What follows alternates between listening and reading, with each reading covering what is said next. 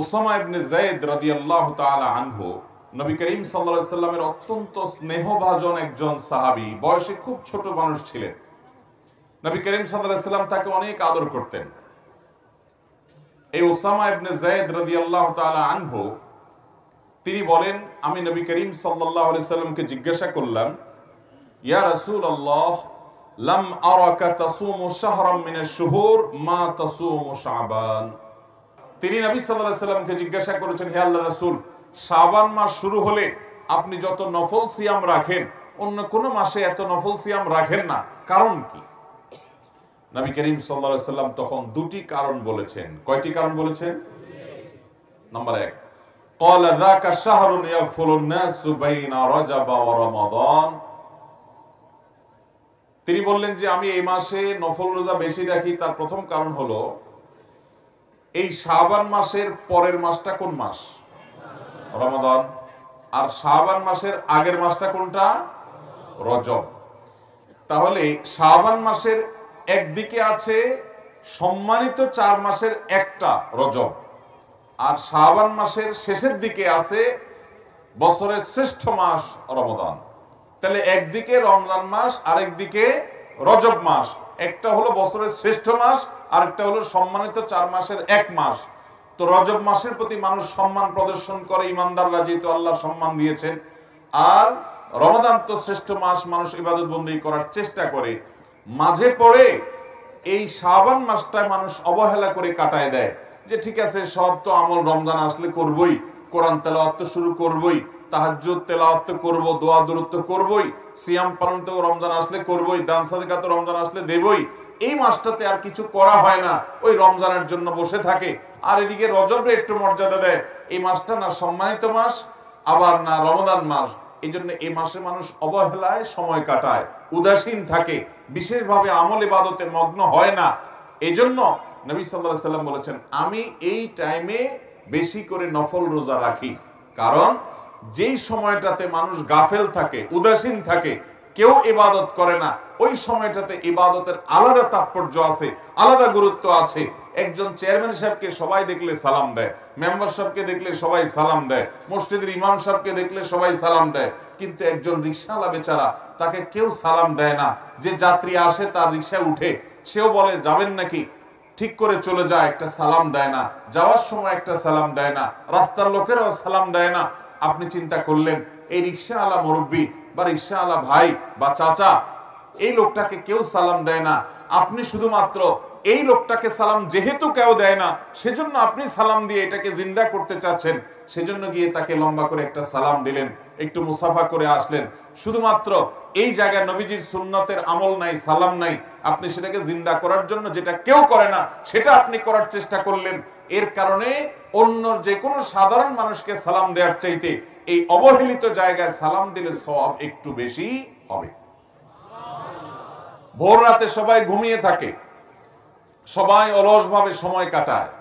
আল্লাহর যে বান্দারা এই টাইমে উঠে তাহাজ্জুদের নামাজে দাঁড়িয়ে যায়, চোখের পানি ফেলে আল্লাহর কাছে দোয়া করে, তার সে দোয়া, তার সে ইবাদত, তার সে রোনাজারি, তার যে কান্নাকাটি, তার সে ভালো কাজ, যেহেতু সবাই নাক টেনে ঘুমায়, অলসভাবে ঘুমে থাকে, এই সময় সে ইবাদত করে।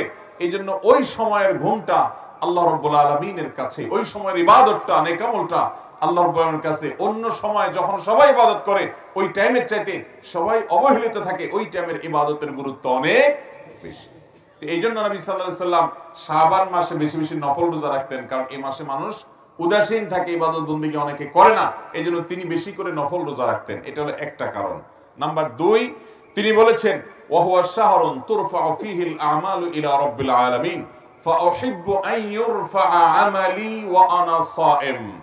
নবীজি সাল্লাল্লাহু আলাইহি সাল্লাম বলেছেন, এই মাসে শাবান মাসের একটা বিশেষ তাৎপর্যের দিক হলো যে বান্দার সারা বছরের আমলনামা, সে কি ভালো কাজ করেছে, মন্দ কাজ করেছে, কয়টা গুনাহ করেছে, কয়টা ভালো কাজ করেছে, সমস্ত আমলনামা সমূহ, সারা বছরের আমলনামা আল্লাহর ফেরেশতারা আল্লাহর কাছে পেশ করে। সবার আমলনামা শাবান মাসে পেশ হয়। যেহেতু শাবান মাসে আল্লাহর সামনে উপস্থাপন করে ফেরেশতারা, নবী করিম সাল্লাল্লাহু আলাইহি সাল্লাম বলেছেন, আমি চাই আমার আমল নামা যখন আল্লাহর সামনে উপস্থাপন করা হয় ওই সময়টাতে আমি যেন রোজাদার থাকতে পারি। এই জন্য এই মাসে আমি বেশি রোজা রাখি। যদি আমি রোজা অবস্থায়, সিয়াম অবস্থায় আমার আমল নামাটা আল্লাহর দরবারে পেশ হয় তো আমার কাছে এটা ভালো লাগবে।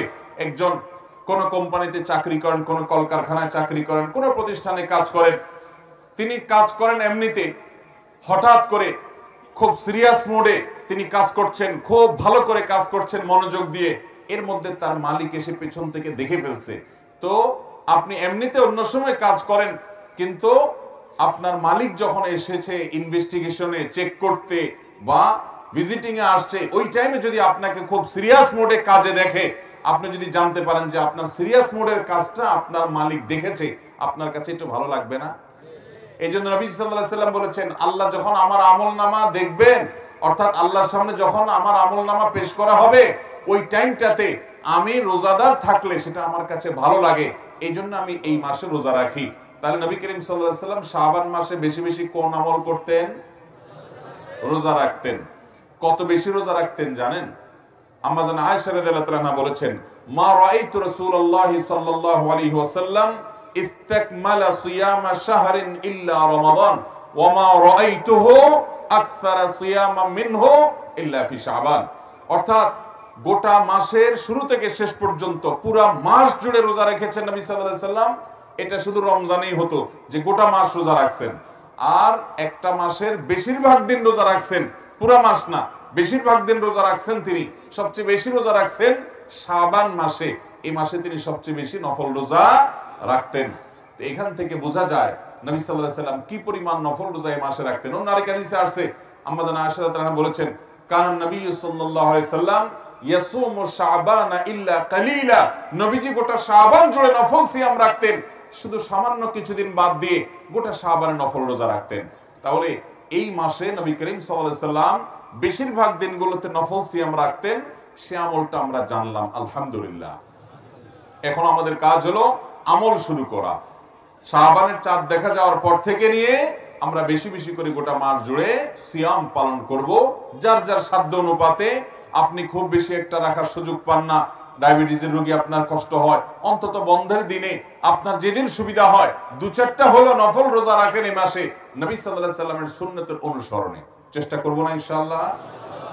এখন কেউ বলতে পারেন, শাবান মাসে আমাদের আমলনামা আল্লাহর সামনে পেশ করা হয়, আমরা জানলাম, কিন্তু আমরা এর আগে তো এও শুনেছি যে নবী করিম সাল্লাল্লাহু আলাইহি সাল্লাম সোম এবং বৃহস্পতিবার নফল রোজা রাখতেন। এবং কেন তিনি ওই দিন রোজা রাখতেন জিজ্ঞাসা করা হয়েছে, তখন জবাবে তিনি বলেছেন, বিশেষ করে সোমবার সম্পর্কে বলেছেন, সহিহ মুসলিমের হাদিসে আসছে যে ওই দিন যাকা ইয়াউমুন ওয়ালিদতু ফীহি, এই দিন আমার জন্ম হয়েছে, সেজন্য আমি রোজা রাখি। তার নবী সাল্লাল্লাহু আলাইহি সাল্লাম তার জন্মের দিনে রোজা রেখেছেন, আর আমরা জন্মের দিনে আরো বেশি করে খাই। নবী করিম সাল্লাল্লাহু আলাইহি সাল্লাম সোম বৃহস্পতিবার সিয়াম পালন করেছেন। কেন করেছেন জিজ্ঞাসা করা হয়েছে, আরেকটি কারণ তিনি বলেছেন যে এই দুই দিনে বান্দার আমলনামা আল্লাহর সামনে উপস্থাপিত হয়। এখন কথা হলো, শাবান মাসে আমলনামা উপস্থাপিত হয়, আবার সোম বৃহস্পতিবার আমলনামা উপস্থাপিত হয়, আমলনামা কয়বার উপস্থাপিত হয়? এর উত্তর হলো, আমাদের আমলনামা, আমাদের সমস্ত ভালো কাজ, ভাইরা আমার, এমন একটা ভালো কাজ কিংবা এমন কোন মন্দ কাজ নাই যেটা আল্লাহ রাব্বুল আলামিন ফেরেশতারা লিপিবদ্ধ করেন না, যেটা রেকর্ড হয় না, যেটার হয় পুরস্কার নয় তিরস্কারের মুখোমুখি আমাদেরকে হতে হবে না। এমন একটা মুহূর্ত নাই, আল্লাহর সামনে দাঁড়াতে হবে, সবগুলো হিসাব করা হচ্ছে এবং আল্লাহ তাআলা সবগুলো আমাদের সামনে প্রকাশ করবেন কিয়ামতে। তো প্রতিটা মানুষের তার আমলনামা সমূহকে আল্লাহর সামনে তিনটা ধাপে পেশ করা হয়, উপস্থাপন করা হয়। এখানে আশেপাশে কলকারখানা অনেক বেশি, আপনারা বিভিন্ন প্রতিষ্ঠানে চাকরি করেন, অনেকে আছেন, আপনাদের জন্য বুঝতে সুবিধা হবে। আপনারা আপনাদের মালিকের কাছে অথবা উপরস্থ অফিসারের কাছে, দায়িত্বশীল বসের কাছে আপনারা অনেক সময় ডেইলি রিপোর্ট দেন, অনেক সময় সাপ্তাহিক রিপোর্ট দেন, অনেক সময় মাসিক রিপোর্ট দেন, অনেক সময় বাৎসরিক রিপোর্ট দেন। এরকম সিস্টেম আছে না নাই? ঠিক একইভাবে প্রতিদিনের রিপোর্ট আল্লাহর ফেরেশতারা, দিনে যারা দায়িত্বশীল থাকেন, প্রত্যেকটা মানুষের জন্য ফেরেশতা নিয়োজিত আছে, আপনার জন্য, আমার জন্য, ওনার জন্য, সবার জন্য আছে। এই ফেরেশতারা সকালে এসে সারাদিন আমাদের আমলনামা সব লিপিবদ্ধ করে, এগুলো নিয়ে সন্ধ্যার সময় আল্লাহর কাছে জমা দেয়। আবার সারা রাত কি করি আমরা, ওইটার জন্য আলাদা ফেরেশতা এসে সকালে গিয়ে জমা দেন। এটা হলো ডেইলি রিপোর্ট। আর সোমবার বৃহস্পতিবার রিপোর্ট দেন, এটা হলো সাপ্তাহিক রিপোর্ট। আর আমাদের সারা বছরের আমলনামা জমা দেওয়া হয় শাবান মাসে। এটা হলো আমাদের বাৎসরিক রিপোর্ট। তাহলে রিপোর্ট মোট কয়বার জমা দেওয়া হয়? একবার হলো দৈনিক, আরেকটা হলো সাপ্তাহিক, আরেকটা হলো বাৎসরিক। আল্লাহর কাছে আমাদের আমলনামার হিসাব দেওয়া হয়। ভাইরা আমার, আমরা কয়জন মানুষ খবর রাখি যে আমি আজকে সারা দিনে যা করেছি সন্ধ্যার আগে আগে জায়গা মতো সব জমা হয়ে গেছে। যদি ভালো কিছু করে থাকি তার পুরস্কার যেমন দাঁড়িয়ে গেছে, মন্দ কিছু যদি করে থাকি তার তিরস্কারের ব্যবস্থাও হয়ে গেছে। কিন্তু আনন্দের কথা হলো, যদি আমাদের ভিতর সে আল্লাহর কাছে জবাবদিহিতার বোধ থাকে, তাহলে তো কিয়ামত আসার আগে আগে, মৃত্যু হওয়ার আগে আগে আমরা কোনো গুনাহ করে থাকলে চোখের পানি ফেলে তওবা করে ইস্তেগফার করে মাপ চেয়ে নতুন করে সংকল্প করে নতুন পথ চলা শুরু করব। তাহলে ফেরেশতারা আমার বদামল যদি আল্লাহর কাছে জমা দিয়েও থাকেন, আল্লাহ তাআলা সেটা ডিলিট করে আমার প্রোফাইলকে ক্লিন করে দিবেন ইনশাআল্লাহ। তাহলে গুনাহ করার পর তওবা করতে দেরি করব না। আল্লাহ আমাদের সবাইকে যে কোনো গুনাহ করার পর প্রতিদিন আমাদের আল্লাহর সাথে হিসাব নিকাশকে চুকিয়ে আল্লাহর কাছ থেকে নিষ্পত্তি করিয়ে নিয়ে তওবা ইস্তেগফার করে প্রতিটা নতুন দিনে নতুন করে সংকল্প করার তৌফিক দান করুন। মোহতারাম হাজরিন, তাহলে আমরা জানলাম আমাদের নবী সাল্লাল্লাহু আলাইহি সাল্লাম শাবান মাসে বেশি বেশি নফল রোজা রাখতেন।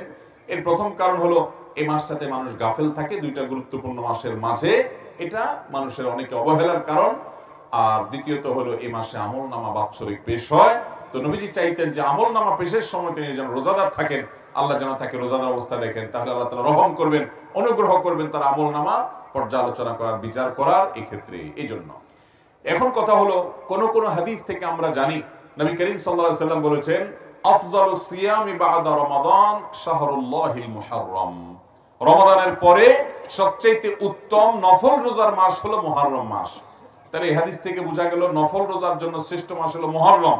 অথচ নবীজি সাল্লাল্লাহু আলাইহি সাল্লাম বেশি নফল রোজা রাখতেন দেখা গেছে শাবানে। তাহলে আমরা কোনটা করব? এর উত্তর হলো যে মুহররম মাস মূলত নফল রোজার জন্য সবচেয়ে শ্রেষ্ঠ মাস, এটাই অধিকতর বিশুদ্ধতর মত। তবে ওই মাসের পরে শাবানটাও নফল রোজার জন্য আদর্শ মাস। অতএব শাবানে এবং মুহররমে এই দুটো মাসে বেশি বেশি নফল রোজা রাখার চেষ্টা করতে হবে। আল্লাহ আমাদের সবাইকে তৌফিক দান করুন। তাহলে শাবান উপলক্ষে একটা কর্মসূচি আমরা পেয়ে গেলাম, সেটা হলো বেশি বেশি নফল রোজা। এখন কথা হলো শাবানে এত বেশি নফল রোজা নবীজি কেন রাখতেন? দুইটা কারণ তো আমরা জানলাম। তো এইটা অবহেলার মাস, সেজন্য রোজাটাই কেন নবী সাল্লাল্লাহু আলাইহি সাল্লাম রাখতেন? অন্য কোনো নফল আমল করতে পারতেন। এর হিকমত আল্লাহ তাআলা ভালো জানেন। তবে অনেক বিশেষজ্ঞ এবং অনেক বিশ্লেষক, ওলামায়ে কেরাম, ইসলামিক স্কলারগণ এক দুইটা বিশেষ কারণ, রহস্য, হিকমত উল্লেখ করেছেন। সেটা হলো রমাদান মাসে আমাদেরকে 30 দিন রোজা রাখতে হবে। আল্লাহ তাআলা ফরজ করেছেন প্রাপ্তবয়স্ক সকল ঈমানদার নারী পুরুষ সুস্থ মানুষদের জন্য। তো সেই রমজান মাসে যদি আমাদের রোজা রাখা লাগে, শাবান মাস থেকে যদি আমরা 2, 4, 10টা 20টা নফল রোজা রাখা শুরু করি, তাহলে রমজানের রোজা রাখাটা সহজ হবে। আগে থেকে অভ্যাসটা হবে, ওয়ার্ম আপ হবে, রিহার্সেল হবে, প্রস্তুতি নেওয়া হবে। হঠাৎ করে যদি রমজান রোজা শুরু করেন, অনেকে দেখা যায় সারা বছর রোজা রাখেন না, তো দেখা যায় হঠাৎ করে রমজান রোজা রাখার কারণে সে অসুস্থ হয়ে পড়ে, কিংবা তার রোজার সাথে সে শুট করতে পারে না, অসুবিধা তৈরি হয়। এই জন্য নবী সাল্লাল্লাহু আলাইহি ওয়াসাল্লাম হয়তোবা আগে থেকে প্রস্তুতি নিয়ে নিতেন। 5 ওয়াক্ত নামাজের আগে, অনেক নামাজের আগে সুন্নত নামাজ আছে না নাই? যোহরের আগে সুন্নত নামাজ আছে না নাই? ফজরের আগে সুন্নত আছে না নাই? আবার কোন কোন নামাজের পরেও কি আছে? সুন্নত। ফরজ ভার্সনের ইবাদতের আগেও সুন্নত থাকে, পরেও সুন্নত। এই সুন্নতের একটা কারণ এটাও, যদি বান্দার কিয়ামতের দিন ফরজের মধ্যে কোনো ঘাটতি থাকে, তাহলে নফল বা সুন্নত দিয়ে আল্লাহ তাআলা সেই ঘাটতি পূরণ করে দিবেন। আর সুন্নতের রিহার্সেলের মাধ্যমে ফরজটা যাতে সুন্দরভাবে হয়, সেটার জন্য প্রস্তুতির জন্য এই ব্যবস্থা আল্লাহ তাআলা রেখেছেন। ঠিক একইভাবে রমাদানের 30 দিনের যে ফরজ রোজা আমাদেরকে রাখতে হবে, তার আগে শাবানে কিছু নফল রোজার অভ্যাস করা, আবার শাবানের পরে শাওয়ালের 6 রোজা রাখা। ওই 5 ওয়াক্ত নামাজের আগে পরে যেরকম সুন্নত নামাজ আছে, রমজানের ফরজ রোজার আগে সুন্নত রোজা আছে, পরেও শাওয়াল মাসে সুন্নত রোজা আছে। অতএব এই রোজাগুলো রাখবো তো ইনশাআল্লাহ। আমরা অনেকে আছি, এটা জীবনে প্রথম শুনছি যে শাবান মাসে আবার বেশি বেশি নফল রোজা রাখতে হয়। তবে শাবান মাস সম্পর্কে আমাদের আরেকটা জিনিস জানতে হবে। রোজা রাখতে হবে, এটা তো আমরা জানলাম। আরেকটা জিনিস জানেন, সেটা হলো শাবান মাসের শেষের দিকে রোজা রাখা উত্তম না। রোজা রাখতে হবে শুরুর দিকে, মাঝের দিকে, এই দিনগুলোতে। শেষের দিনগুলোতে নবী সাল্লাল্লাহু আলাইহি ওয়াসাল্লাম রোজা রাখতেন না। কারণ হলো শেষের দিনগুলো যদি টানা রোজা রাখেন তাহলে রমজান আর গায়রে রমজানের ভিতরে পার্থক্য হবে না। এই জন্য আপনি শাবানের শেষের দিকে আর রোজা রাখবেন না, আপনি রোজার জন্য অপেক্ষা করবেন, রমজান থেকে শুরু করবেন। না হলে রমজানের আলাদা কোনো বৈশিষ্ট্য এটা বোঝা যাবে না যে টানা রোজা রাখছেন আপনি। এই জন্য শেষের দিকে নবীজি সাল্লাল্লাহু আলাইহি সাল্লাম এই মাসের রোজা রাখতেন না। বিশেষ করে একেবারে শেষের দিন, যেটা শাবানের লাস্টের দিন, যেটাকে বলা হয় ইয়াউমুশ শক বা সন্দেহের দিন। আমরা আমাদের ছোটবেলায় দেখেছি আমাদের দেশে বিভিন্ন এলাকায় অনেক মুরব্বীরা শাবানের শেষের দিন অবশ্যই রোজা রাখতেন। কেন? তারা মনে করতেন শাবানের চাঁদ, এটা রমজানের চাঁদ দেখা যায় নাই শাবানের শেষের দিন। ধরুন শাবান 30 হলো, তো 29 তারিখে চাঁদ দেখা যায় নাই সারা দেশে, ওনারা 30 তারিখে শাবান, কিন্তু সেদিন তারা রোজা রাখতেন। কেন? মনে করতেন যে যদি চাঁদ দেখা যারা যায় নাই বলছে, হয়তো চাঁদ উঠছে তারা দেখে নাই, মিস করে গেছে, তাহলে আমার রোজাটা রমজান হয়ে গেল যদি চাঁদ উঠে থাকে, আর যদি চাঁদ না উঠে থাকে তাহলে শাবান হয়ে গেল। তো এইরকম চান্সে রোজা রাখে, এরকম কোন চান্সে রোজা রাখার নির্দেশ ইসলামে। নবী সাল্লাল্লাহু আলাইহি সাল্লাম বলেছেন, দা মা ইউরিবুকা ইলা মা লা ইউরিবুক, তোমার যা সন্দেহ হয় এটাকে সন্দেহের ঊর্ধ্বে উঠে সেই ইবাদতের দিকে নিয়ে যাও, সন্দেহপূর্ণ কিছু করা যাবে না। এই জন্য শাবানের শেষের দিনে রোজা রাখা নিষেধ। শেষের দিকে রোজা রাখবো না, বরং পুরো মাস রোজা রাখবো। শাবান উপলক্ষে তৃতীয় কথা হলো, আম্মা জান আয়েশা রাদিয়াল্লাহু তাআলা আনহা, তিনি সারা বছরের যে তার ফরজ রোজা, ভাঙতি রোজা ছিল, মহিলা মানুষ হওয়ার কারণে রমজানে তার যে ভাঙতি রোজা থাকতো সেগুলো সারা বছর তিনি রাখতে পারতেন না। কেন রাখতে পারতেন না? কারণ একদিকে সোমবার, বৃহস্পতিবার, আইয়াম বীজের রোজা এগুলো নবীজি রাখতেন, তিনিও রাখতেন, আর বাকি দিনগুলোতে নবী করিম সাল্লাল্লাহু আলাইহি সাল্লাম তার সাথে থাকতেন, কখন নবীজির হক আদায় করতে হয় সেজন্য তিনি রোজা রাখতে পারতেন না। এগুলো শেষ পর্যন্ত শাবানে আসলে নবীজি পুরো মাসই নফল রোজা বেশিরভাগ রাখতেন দিনগুলো, ওই ফাঁকে তিনি তার ফরজ রোজাগুলো রাখতেন। এই জন্য এখান থেকে বোঝা যায় যদি আমাদের কারোর আগের বছরের ভাঙতি রোজা থাকে, অসুস্থতার কারণে, সফরের কারণে, মহিলাদের মাসিকের কারণে, তাহলে সেই রোজাগুলো শাবানের মধ্যে রেখে ফেলা উচিত। এটা হলো শাবান উপলক্ষে তৃতীয় গাতব্য বিষয়। প্রথম গাতব্য বিষয়, বেশি বেশি নফল রোজা রাখবো। কেন? দুই কারণ বলেছি। দ্বিতীয় গাতব্য বিষয় বলেছি যে শাবান মাসে বেশি রোজা রাখবো, ঠিক আছে, কিন্তু শাবানের শেষের দিন রোজা রাখবো না, শেষের দিকে রাখবো না। তৃতীয় গাতব্য বলেছি, কাজা বা ভাঙতি রোজা যদি আগের বছরে থাকে তো এই শাবান মাসের মধ্যেই সেটা রেখে ফেলতে হবে, কারণ রমজান আসলে নতুন রোজা রাখতে হবে, আগেরগুলা ক্লিয়ার করে ফেলা উচিত। আর চতুর্থ গাতব্য বিষয় হলো যে শাবান মাসে আমরা রমজানের প্রস্তুতি নিতে হবে। কিসের প্রস্তুতি নিতে হবে? কিভাবে প্রস্তুতি নেবেন আমি বলি। আমাদের দেশের রমজানের প্রস্তুতি নেওয়ার একটা চিত্র আছে ভাই। চিত্র হলো, ধরুন সাধারণ মানুষ রমজানের প্রস্তুতি নেয় কিভাবে। রমজানের আগে দেখবেন, শাবানের বিশেষ করে শেষের দিনগুলোতে দেখবেন যে বাজার থেকে তেল, চিনি, সয়াবিন, ভুসি, ছোলা, খেজুর এগুলো কিনতে কিনতে মানুষ কাহিল হয়ে যায়। কারণ রমজান আসতেছে। কারণ কি? রমজান আসছে, তার প্রস্তুতি হিসাবে ছোলা, চিনি, বেগুন, বেসম আর তেল, খেজুর এগুলা কিনতে কিনতে আমরা কাহিল। আমাদের কেনার স্টাইল দেখে মনে হয় যে একটা খানার মাস আসতেছে। এই পরিমাণ ক্রাইসিস প্রতি বছর রমজান উপলক্ষে হয় যে বাজার সামলাইতে গিয়ে সংশ্লিষ্ট যারা আছে বেচারাদের গলদঘর্ম হয়ে যেতে হয়, অবস্থা কাহিল হয়ে যায়। কারণ এই পরিমাণ খায় পাবলিক যে খানার ডিমান্ড এই পরিমাণ হয় যে বাজারে সাপ্লাই দিয়ে পারে না। এই চান্সে আপনার দাম বাড়ায় দেয় অসাধু ব্যবসায়ীরা। অথচ রোজার মাসে আল্লাহ তাআলা দিনের বেলায় পুরোটাই খানা বন্ধ করে দিয়েছেন। অন্য সমস্যাতে এই সময় খানা আরো কম হওয়ার কথা, কিন্তু আমরা এসা খানা খাই। আবার এই বেশি খানা খাওয়ার জন্য একটা জাল হাদিস বানায় নিয়েছে। সেটা কি? রমজানে খানার কোনো হিসাব নাই। শুনছেন নি আপনারা এই হাদিস? রমজানে খানার নাকি হিসাব নাই। আরে ভাই, রমজানে খানার হিসাব আরো বেশি দেওয়া লাগবে, কারণ ইবাদতের মাস। তুমি বিনা হিসাবে খাইলা, রমজান মাসে দুপুরবেলা খাইলা, যে খানার হিসাব নাই, মুগুর একটাও নিচে পড়বে? ভাইরা আমার, রমজানের প্রস্তুতি দুঃখজনক। আমরা আম জনতার প্রস্তুতি হলো বাজার করে আমরা রমজানের প্রস্তুতি নেই। আর দোকানদারদের প্রস্তুতি কি? বিশেষ করে মুদি দোকানদারদের প্রস্তুতি হলো রমজান আসছে, চিনির বস্তা, সোলার বস্তা যা আছে এগুলো সব দূরে সরে আউট কর, নাই কিছু নাই, এরপর দাম বাড়ায় তারপর বিক্রি করবো। তাহলে মাল গুদামজাত করা এটা হলো অনেক ব্যবসা, অসাধু ব্যবসায়ীদের রমজানের প্রস্তুতি।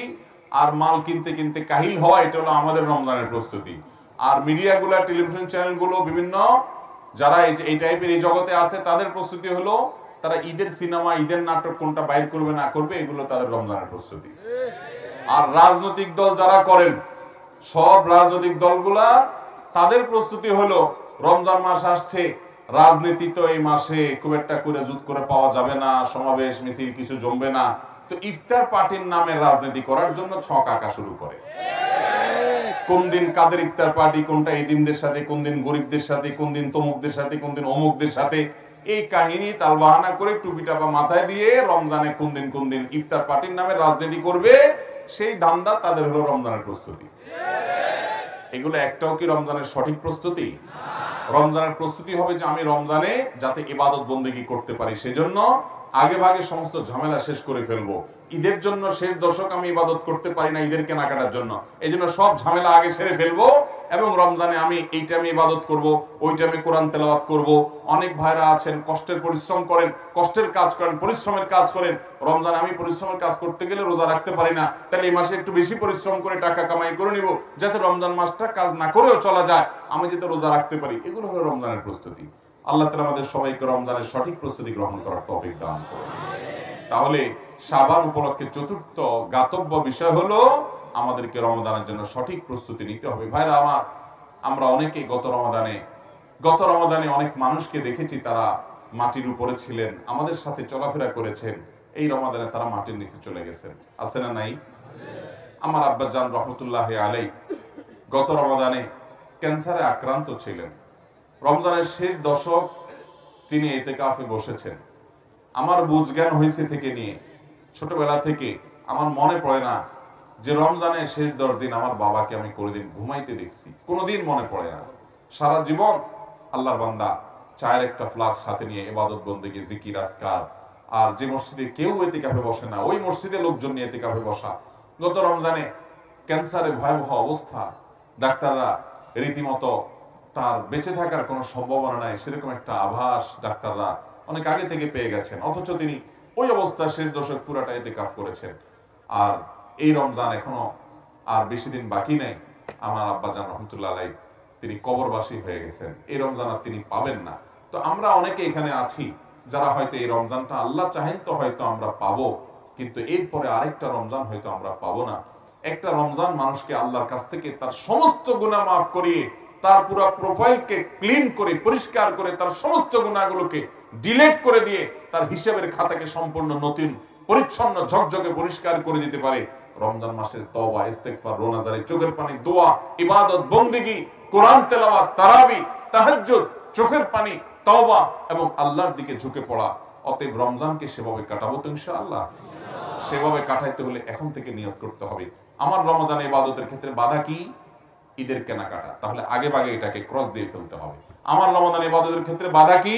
আমার মোবাইল, ফেসবুক, ইউটিউব, তো আগে থেকে এটাকে আনইনস্টল করে ফেলতে হবে। আমি সৌদি আরবে থাকাকালীন সময় আমি দেখেছি বহু আল্লাহর নেককার বান্দা, অনেক যুবককে আমি দেখেছি, অনেক ইয়াংকে আমি দেখেছি, রমাদান এর আগে মোবাইল থেকে ফেসবুক, হোয়াটসঅ্যাপ সহ সকল অ্যাপ যেগুলো তাকে এঙ্গেজ করে রাখে, যেগুলো নেশা থেকে সে বের হতে পারে না, আল্লাহকে খুশি করবার জন্য, রমাদানে কোরআন খতম দেওয়ার জন্য, রমাদানে আমল করার জন্য, রমাদানে ঘন্টাকে ঘন্টা হাত তুলে চোখের পানি ফেলে দোয়া করবার জন্য, সেজদায় দোয়া করবার জন্য তাদের মোবাইল থেকে সমস্ত অ্যাপগুলো ডিলিট করে এগুলো থেকে সে পরিচ্ছন্ন হয়ে যায়। বন্ধু বান্ধবদেরকে বলে দেয় যে রমজান মাসে কোনো যোগাযোগ নাই, এই মাস আল্লাহর সাথে আমি কথা বলবো। আল্লাহ তাআলা আমাদেরকে সেভাবে রমজান কাটাবার তৌফিক দান করুন। নিয়ত করবো তো ইনশাআল্লাহ। এখন থেকে প্ল্যান করতে হবে, হুট করে করলে তখন হবে না। এখন থেকে পরিকল্পনা করতে হবে, আমাকে প্রতিদিন এক পারা পড়লে আমি কোরআন খতম দিতে পারবো, তাহলে কোন সময় পড়বো আমি সেটা বের করতে হবে। এবং কোন কোন জিনিস আমার বাধা, আমার ফেসবুক, আমার ইউটিউব, আমার বন্ধু, আমার বান্ধব, আমার ঈদের কেনাকাটা, আমার আড্ডা, আমার কোনো মজলিস, কোনো কিছু যদি আমার ইবাদতে বাধা হয়, শাবান মাসেই সেটাকে আল্লাহর জন্য কোরবানি করে দিয়ে ওই সমস্ত বদভ্যাসকে ত্যাগ করে তারপরে রমজানের জন্য প্রস্তুতি নিতে হবে। এই শাবান হলো রমজানের প্রস্তুতি নেওয়ার মাস। আল্লাহ আমাদের সবাইকে তৌফিক দান করুন। তাহলে ভাইরা, শাবান উপলক্ষে 4টি জ্ঞাতব্য বিষয় বলেছি, এর প্রতিটি আমরা খেয়াল করবো এবং আমল করবো। আল্লাহ তাআলা আমাকে আপনাকে আমাদের সবাইকে